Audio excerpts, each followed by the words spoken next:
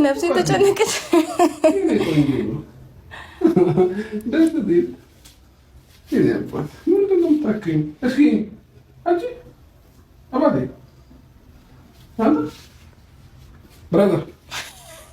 ስሙን አውጥቼለታለሁ ጋይስ ሳልነግራችሁ። ወይኔ ስሙን ቀይሬው እኮ አንቺ ነሽ የነገርሽኝ የነበረው። ስሙ ልዑል ተብሏል። አዎ የንጉስ ልጅ ማለት ነው ትርጉሙ ማለት ነው።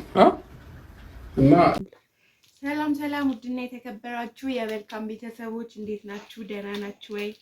አላችሁ? እኛ አለን እግዚአብሔር ይመስገን። እስኪ ዛሬ ደግሞ ከአበባዬ ጋር ብሎግ እንስራ ብለን ነው። እስኪ ውሏችንን እናሳያችኋለን።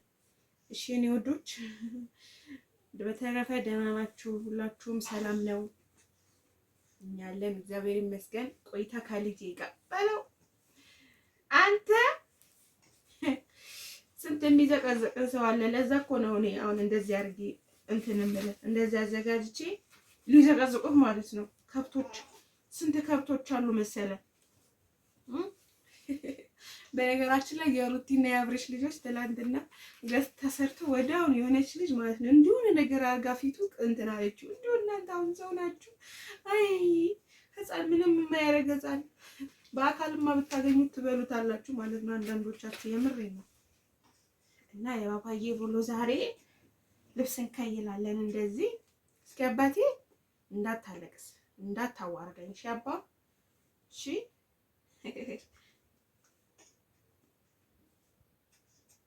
የስ በማርያም በማርያም በማርያም በማርያም ማሪ እሺ እኔ ፍቅር ሁያ የስ የስ የስ አባቴ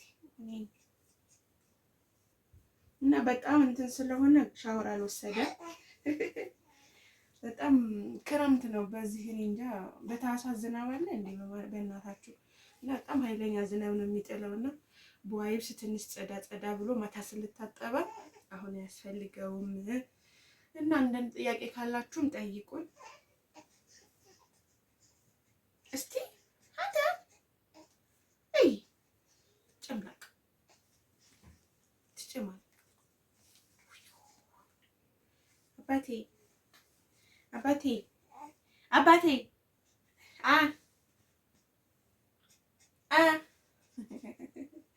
እንደ ዝብዝፍ አረገኝ እኮ እስቲ እኔ ማር እስቲ ማሪዬ ማሬ ልብስ መቀየር በነገራችን ላይ በጣም ወገብ ያማል። ማርያምን ዳይፐር መቀየር ልብስ መቀየር ዝም በል አንተ። ዩቲዩብ እኮ አይገባም ይሄ ድምጽህን ልታዘጋብን ነው መተዳደሪያችን።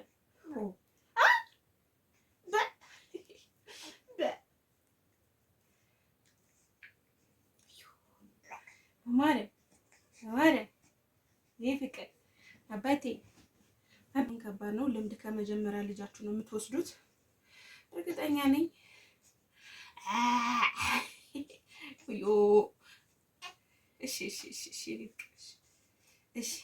እሺ አባቴ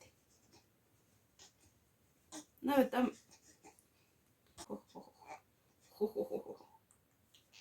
እንግዲህ ባባን አልብሰን ጨርሰናል የኔ ወዶች። ከዛ ወደ አልጋችን ጽዳት ነው የምንሄደው። አልጋ ጽዳት ይላችኋል ማርዬ። ከዛ እስኪ እንደዛው ይከብዬ ዝንጀ ወደ ጽዳት yes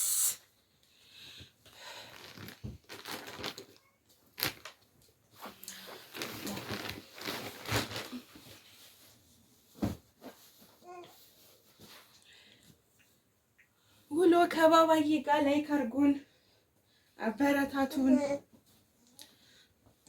እሺ። በሌላ ስራ በሌላ ብሎግ ደግሞ እንመጣለን አንዳንዴ እንደዚህ እያለን ዛኬት ለማይፈረጅ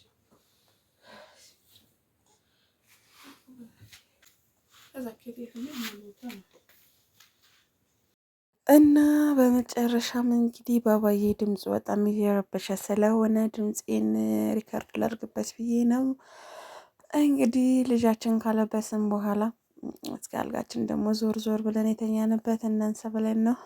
በነገራችን ላይ ሲስተሮቼ በጣም ነው ሰነፍ ያደረጉኝ ማለት ነው። ማርያም ነው የምላችሁ። በቃ ምንም ልጅ ማጥባት ማጠብ ራሱ አልችልም። ብታምኑ ባታምኑ ማርያምን እስካሁን ልጅ አላጠብኩትም ብላችሁ አታምኑኝም። እግዚአብሔርን ያው እኔ በውሸት እንደማልምል ታውቃላችሁ። እና እስካሁን አጥቤው አላውቅም እና ሰነፉኝ። ከዚህ በኋላ ግን እጀምራለሁ። ምክንያቱም ወደ ባሌ ጋር ሲሄድ ደግሞ ማንም የለኝም፣ ራሴን የምጋፈጠው።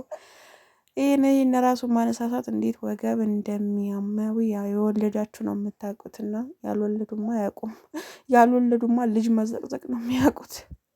እና የኔ ውዶች ይህንን የራሱ እንትን ለማለት በጣም እንትን ብሎኛል። እና ውፍረቴም ደግሞ ታውቃላችሁ በፊት ሳልወልድ በፊት 60 ነበርኩኝ። አሁን ደግሞ ከወልድ በኋላ ደግሞ 67 ነኝ። 7 ኪሎ ይቀነሳል ማለት ነው። ታውቃላችሁ ስትወልዱ ቂቤው ምኑ ትበላላችሁ። በነገራችን ላይ ብዙ ባልቀንስ ደስ ይለኛል፣ ግን ደግሞ ለዚህ ልብስ ምናምን ስለብሱ ደስ አይልም።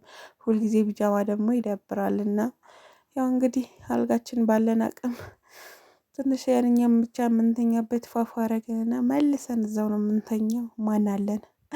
ሌሊ ውዶች እንግዲህ የዛሬ ውሎ ይህን ይመስላል። ነገ ደግሞ በሌላ ቪዲዮ እንገናኝ። ባይ ባይ። ወዳችኋለሁ።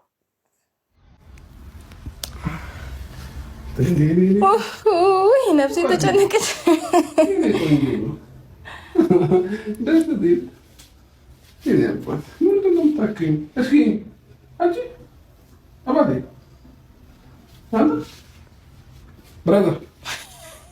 ስሙን አውጥቼለታለሁ ጋይስ ሳልነግራችሁ። ወይኔ ስሙን ቀይሬው እኮ አንቺ ነሽ የነገርሽኝ የነበረው።